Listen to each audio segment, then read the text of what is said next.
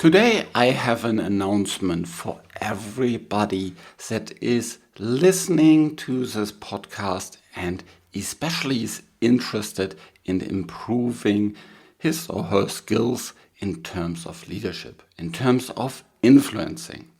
I'm talking quite a lot in this podcast about it, and I'm really passionate about it because I've experienced firsthand in my own career and in lots of other careers how investing in this skill and then applying these skills has helped me to have a much more successful and much more motivating and much more satisfying career.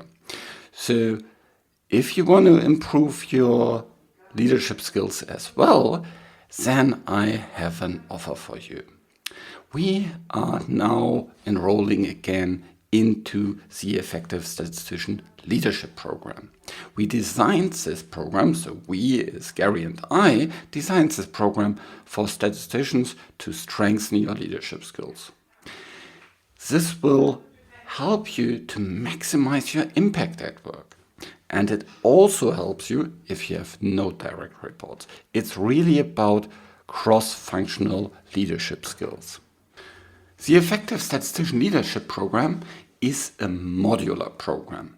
It contains self-learning parts and, if you want, also moderated small group discussions. We have specifically designed this for statisticians. And there's a lot of examples from the pharmaceutical industry, of course, but the concepts will also apply outside of the pharmaceutical industry. It really aims at all levels of statisticians, and we had all different levels of statisticians. We had people that were very, very early in their careers. And we recommend that if you have started your first job in the industry, let's say at least 1.5 years ago, then this is really good for you. We had pretty senior people in this program as well, and we got a lot of really, really positive feedback from them. So one of them, for example, is Richard Zink. Yeah, you can check on the homepage, theeffectivestatistician.com, what he, without us asking for it, wrote on LinkedIn about it. And that is really, really good. There's also a lot of other quotes from people that speak about the experience that they have in the Effective Statistician Leadership Program. So there's, for example, one participant who said, the program really helped me to demystify and break down what leadership is. Or another one that says, the number one thing that was most helpful is that the structure of the program has helped me to go through the aspects of leadership and evaluate them one step at a time. That speaks to the framework that we are talking here about leadership. Our framework gives you really all the different aspects about leadership because there's actually quite a lot of them. And of course, there's a lot of leadership trainings that go into specific parts of that. For example, presentation or negotiation. And we put all these different parts of leadership into this framework. And that helps you to identify what is the basis, for example, for leadership, which is communication. And what you then need to learn about all the others. And when something goes wrong, you can then identify much better what went wrong and then adjust accordingly.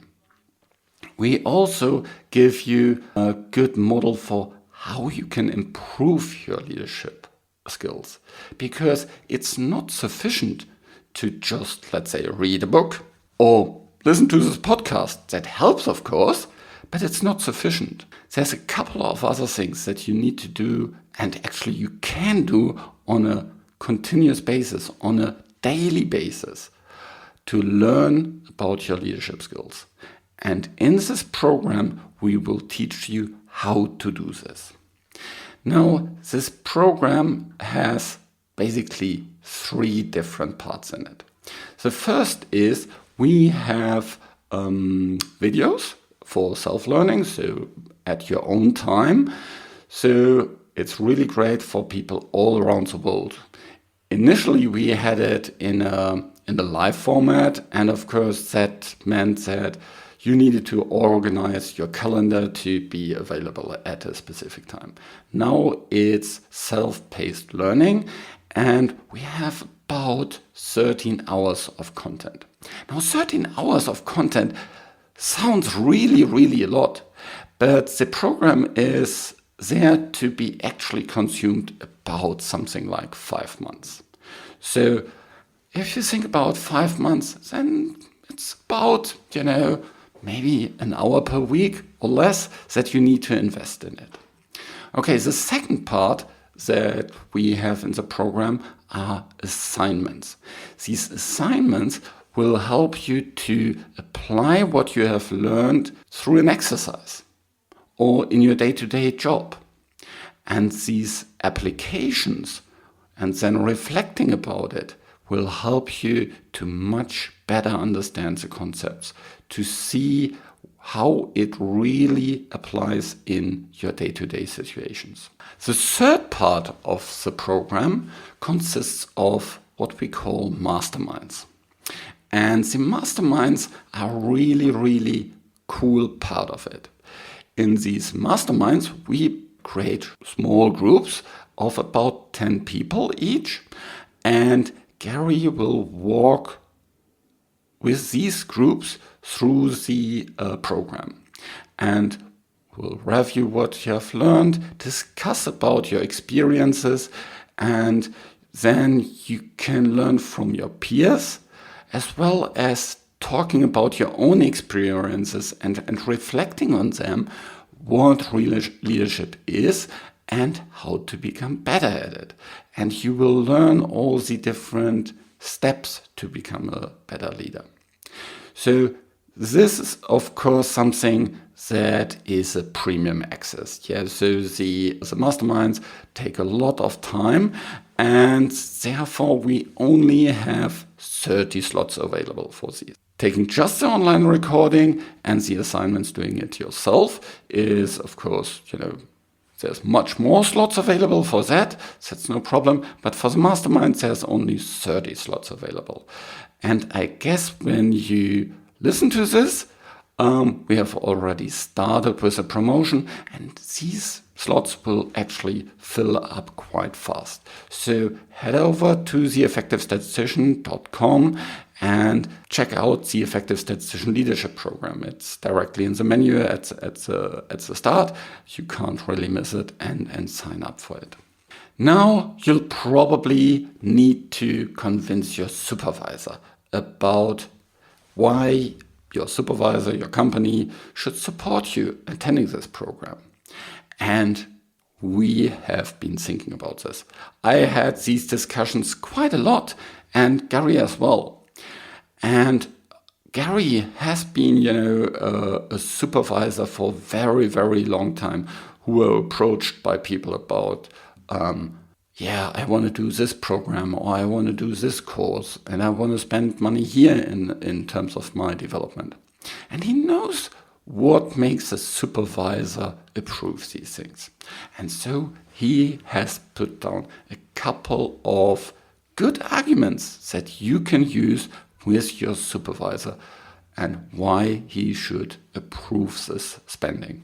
Of course, we also had students that paid it out of their own pockets because they saw it as something that is really, really helpful for their career, irrespective of whether the company pays for it. But if your company pays for it, that's even better. Now, what is the price of this? You can actually purchase it just, without the masterminds. Then it's 449 euros, which is about more or less the same in dollars, a little bit less, a little bit more in dollars. Or you can have the all the 3 modules that we are offering together with the Masterminds, then it's 699 euros. I think that is really the best value for money, and I would highly recommend to go with the Masterminds. If you want to just try it out and just buy the first module, then you can have the first module for 179 euros and later purchase also the other 2 modules, so modules 2 and 3 for 349. But I'd really recommend you going to the one with the Masterminds. I think that is really the best value for money. If you are a supervisor and you're listening to this and you want to enroll more than 10 participants, and we had a couple of companies that enrolled lots more, then just contact me. You can find the email on the homepage, and then we can set up something specific for you. If you have any questions, reach out to me and write at alexander@theeffectivestatistician.com. I'm happy to help you to answer any questions, or contact me via LinkedIn. And if you have any questions about it. We have now more than 100 students that went through this program, and we received a lot of really, really good feedback. Just recently, I had a supervisor that enrolled quite a lot of students into this program, and we had a very good discussion with him, and he was very, very enthusiastic about the feedback from the participants. Or I spent some time with a company, actually a CRO, that enrolled a large proportion of their statisticians and their senior programmers in this program. And they absolutely loved it. And they actually did it without the Masterminds, but they organized it, the Masterminds basically themselves within the company. That's of course also possible. So if you have a good moderator or someone that is already very, very good in leadership skills, that's maybe an option, that you do it completely for yourself, and go through it as a group.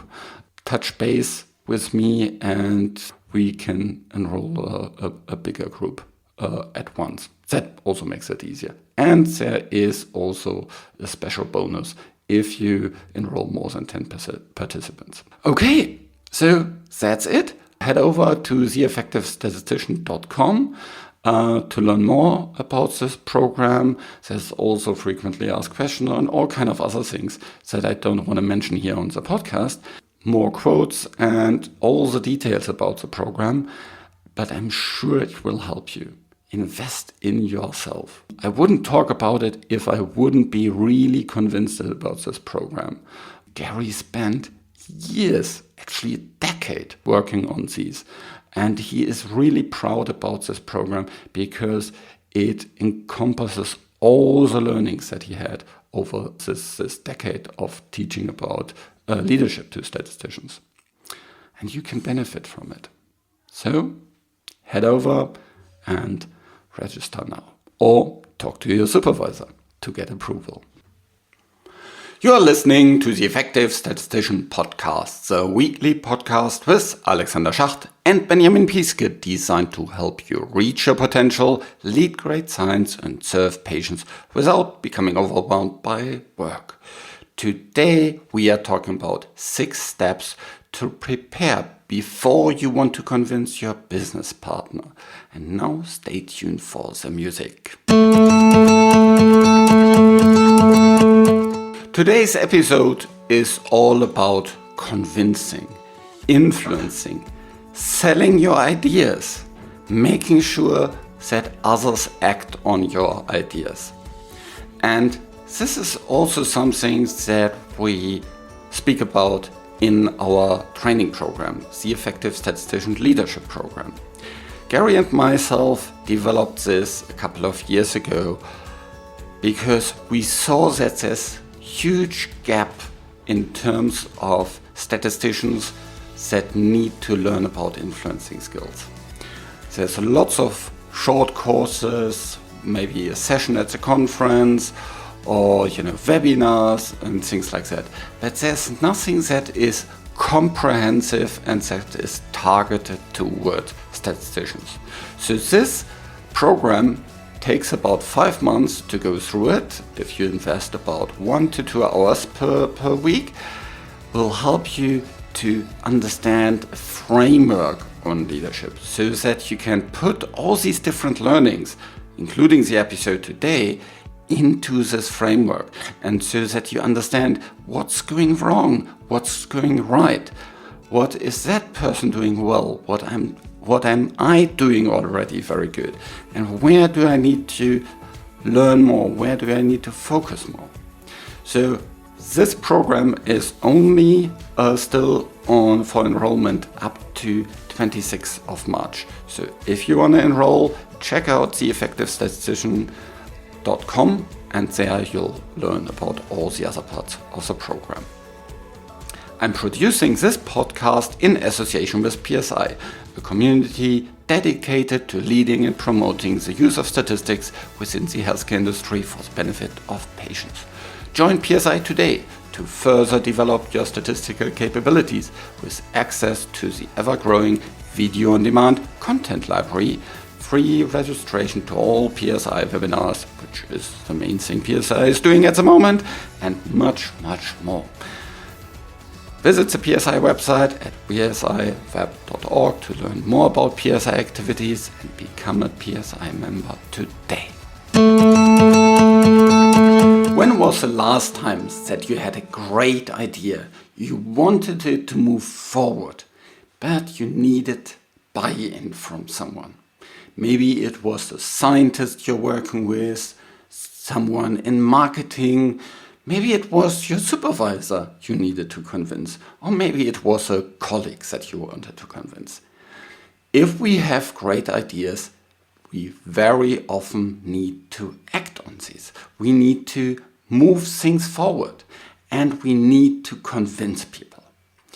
So in order to convince someone, before you go into this discussion, here are 6 steps today which you should go through to make sure you have well prepared. So first thing, believe in yourself. You have a lot of experience, you have a lot of education, you have a lot of things that help you become prepared for this situation. Believe in yourself.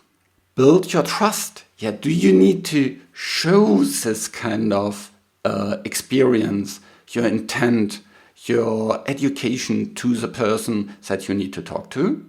If it's your supervisor, probably not. Yeah, but if it's a new colleague, if it's someone in a different function that doesn't know you so much, think about how you can make sure that they understand where you're coming from, to understand that you actually have the credibility.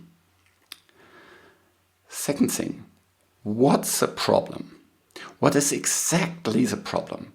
Can you define it in such a way that the business partner understands it, that your supervisor understands it?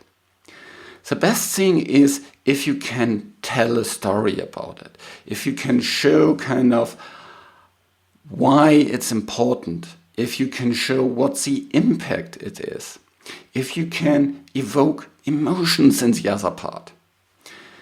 So that is really important. If you give a presentation for your partner or maybe a couple of different people, then I'll strongly suggest you go to the Effective Statistician homepage and look for the webinar about presentation skills that we gave in February of 2021. There's lots of really great helps in terms of improving your presentation skills. And that speaks all to exactly these points.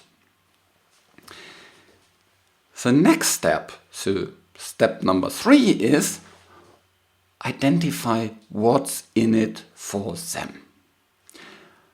Why should they care? What do they get out of it? Will they have shorter timelines? Or are they more concerned about the budget? Yeah, so will they save money? Or maybe it's something in terms of peer recognition. I worked with lots of different people in the past, and I worked, for example, with project managers. They were only about timelines and budget. They didn't care about the scientific quality and things like that.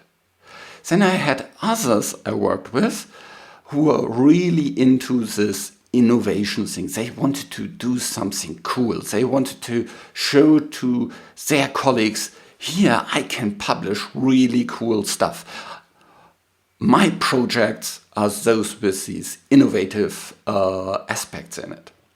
If you have such a person to work with, then that's maybe the right point. Yeah, if they can say, my project uses machine learning, yeah, and we all understand what that means, yeah, doesn't necessarily mean that you have the most complex statistical algorithm, if it's a little bit of logistic regression with a couple of other things, that's already machine learning, yeah. So think about how you can sell it for your business partner. If you have something that, in terms of timelines, budgets, these kind of quantifiable pieces, quantify it. Don't just say it will be faster. How much faster? A day? A week? A month? What's the range? Can you provide something? Yeah? And maybe you can't do it completely precise. Yeah, we, technical, logical people, we always want to be, really confident that our numbers are absolutely correct. Well, you can't be in this case, and that's completely fine. The other side understands that if you say it's probably around 2 weeks, they understand that's a guesstimate, that it's not, that they don't come back to you, it wasn't 2 weeks, it was only 13 days. Yeah, then that's fine, but help them to understand, what is the range that we are talking about. I was recently in a discussion where we wanted to set up some, rough plans in terms of timelines. And the other side wasn't able to tell me, is it weeks? Is it days? Is it months? What are we talking about? Yeah, and we couldn't set up a timeline because they weren't able to tell me, where are we? Yeah, do I need to work on it now? Do I need to work on it in 2 weeks? Do I need to work on it in 6 months? I have no clue. Don't let your business partner feel that way. Give them a guesstimate. That is better than nothing. 4th step. Think about possible objections from the other side and address them up front. Last time you talked to your supervisor, you talked to this colleague, you talked to this scientist, what were their objections? Did they say, we don't have time for this, or we don't have money for this, or that's too complex, or what were the objections? And think about these up front and address them head on. Yeah? Think, it might look complex first, but it will be really easy. It won't take a lot of time. We can implement this really fast. So you show that you understand your audience, and you actually need to understand your audience. That is really, really important. Understand who you are talking to. What are their goals? What are their problems? What are their constraints? Is their supervisor, maybe a constraint? Are they measured on something specifically?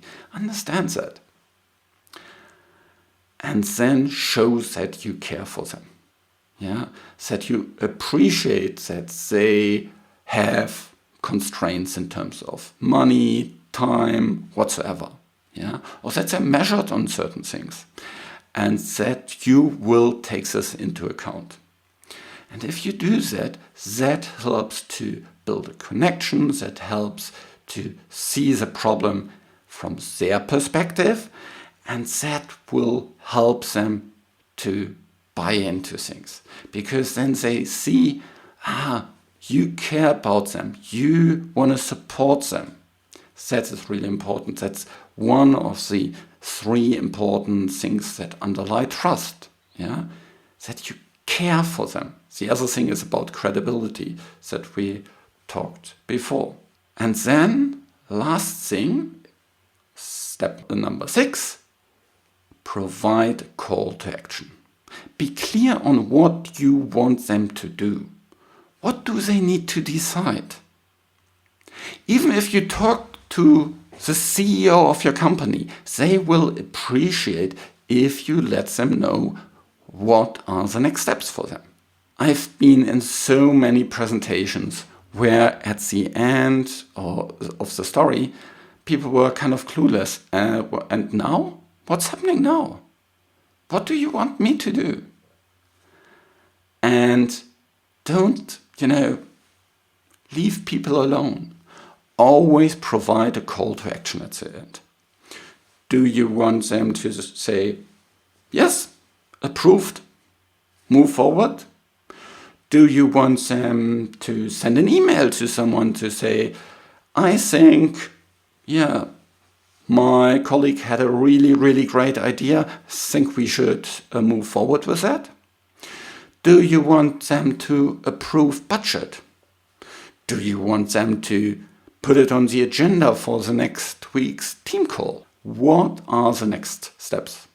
Be really clear about what are your goals. If you have all these things together, and of course, it's not a step-by-step process. It's probably that, you move from step 1 to 2, back to 1, then to 3s, then to 4s, and maybe back to 3. So, but have these different things in mind. First, believe in yourself. Understand what is really the problem. Tell a story about it. Evoke emotions. Think about what's in it for your business partner and quantify that as much as possible. Think about what are their possible objections. And finally, provide a call to action. If you think about this package, you will have much higher chances to convince your partner. So don't just go into the meeting or the one-to-one or, without, being prepared. Then you'll struggle, then you're not that confident as you are, you don't have all the different things lined up. Yeah, think about it. You go into this communication. It's a game. Yeah, and the better you have prepared for your game, if you have your game plan ready, then you're in a much better position. And it's much easier to convince your supervisor, your peer, your colleague that you work with. If you like that, then please let me know and share this with others. This show was created in association with PSI. Thanks to Rain, who helps with the show in the background, and thank you for listening. If you want to learn more about the Effective Statistician Leadership Program that I talked about in the intro, then head over to theeffectivestatistician.com, and there you'll find all the different information about it. It will help you to learn more about influence and go deeper in terms of the podcast episode that you just listened to. Reach your potential, lead great science, and serve patients. Just be an effective statistician.